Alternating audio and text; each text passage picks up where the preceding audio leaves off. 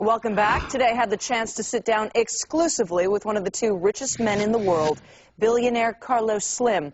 I had one mission from this interview, to find out if he was willing to invest right now. Listen closely. Oftentimes it's not what people say, but what they don't say. A lot of people look at you as the Warren Buffett of Latin America, that when everybody else is running in panic, you step in and you buy. I have to think that this kind of market and this kind of economy is one that's suited to your kind of investing. Is that true? And what are you doing right now? I think that's a very difficult moment. The problem is the worst I had seen in my life. It's a financial pandemic that is affecting all the world. And I am very worried about the economic consequences, the real economy. Because now we have the problem in the financial economy. But it looks that the consequences in the real economy can be very important, and I think governments and everyone need to work in this direction to avoid the social consequences of a big problem like this. No? Is enough being done right now? They are taking too much time. They are acting now in the right direction. I think the idea to buy assets was not very good. The idea to let Lehman create a problem because people say, where can I put my money? So they shouldn't have let Lehman fail? You need to support not the company, not stockholders, but the system to avoid a systemic problem. Still, back to my original question. In '82, when Mexico was falling apart, people were fleeing the country, you were buying assets that nobody else wanted, and at very good prices, that turned out to be very good investments over the long term. Do you have the same opportunity right now? What we do, most of our investments are in our own companies. The companies we manage are in a healthy situation, but we also manage some investment funds, mostly Mexican paper. Now they are more open to invest outside. And these investment funds has a policy that when the markets are very low, they are heavy in equities.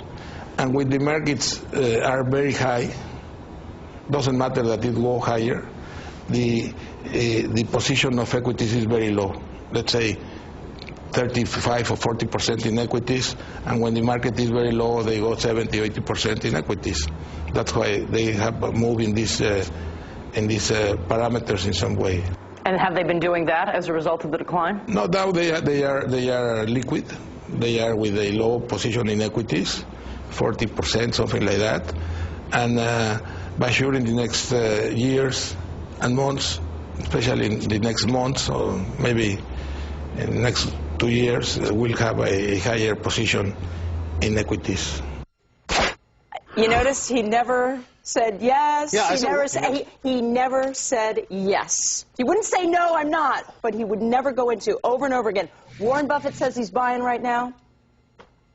Would never commit or endorse that idea. What's the real answer? Yeah, what's the answer? It's too early. I think he thinks it's too early. I spent 2 hours with him, and by the time it was over, it was very clear to me that he thought it was still too early to get in. Well, that's if you infer from the last thing he said. He said when equities are high, they are low. When equities are low, they are high. And they're low And they're right low now, which suggests to me that he thinks equities are going to go lower. Exactly. And that he's going to have a better opportunity. Well, anywhere from 2 months to 2 years then from now. that pits Buffett effectively against Slim, right? The two richest people in the world, and both have a very different view on the world. But the difference is that actually Warren Buffett's view is that you're still going to make money 5, 10 years out. I think he's a bit more of a market timer. I think he likes to catch the bottom. He likes to think he can catch the bottom. Warren Buffett doesn't claim he can catch anything and just says, here, I'm going to go. And by the way, Warren Buffett, despite being as brilliant as he is, on a timing function, has never been brilliant. Yeah, that's not what he does. Yeah, he goes in and he buys and he holds his Coca-Cola for 35 years. Now, Carlos Slim is one of the biggest holders of your company, Andrew. I'm very proud to say that we have a long-term investor in the company at 6.4%. Who's saying that we're going to have a future, not only a future, but a good future. Here's what he said about your employer. You recently took a big stake in the New York Times. Everybody knows the bad story. declining circulation, declining ad revenues. But you obviously see something there that made it worth investing in. Well, I think it's a great newspaper, the best of the world, a great brand. And when you say newspaper, it has been done like this. But the business is not paper, it's not a paper factory. It's a news factory. And the news are coming by other media. And they are very advanced managing content and news in the digital area. No? It's not that you think what is declining is the paper, not the news. News, information, content, well, that's the success of Google. That's the success of many companies that are moving to digital services. Mm-hmm. And I think New York Times is doing a good job in the digital information area. Are they going to be able to monetize it, though? Excuse me? Are they going to be able to monetize the digital version? I suppose.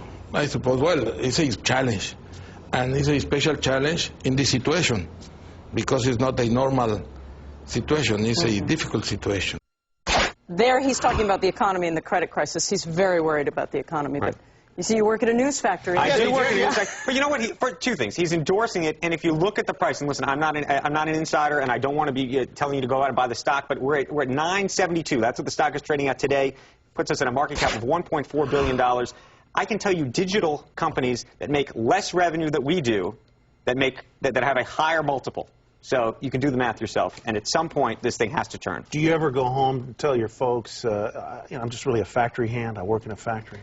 You know, how does mommy feel about that? Or sometimes when I go out to lunch, I say, and I see someone from the Times, I say, I'll see you back at the factory. So yes. It's interesting though. Also, now obviously his stake in the Times is a relatively recent one. Yes. Warren Buffett is and has been for as long as I can remember one of the largest holders of the Washington Post company. Right. So clearly he sees value. Well, but I will say this to the Washington Post credit: they are no longer a newspaper company, frankly. And actually, the comparison between the Washington Post and the New York Times are two different things. The Washington Post company now is Kaplan. It's an educational testing company.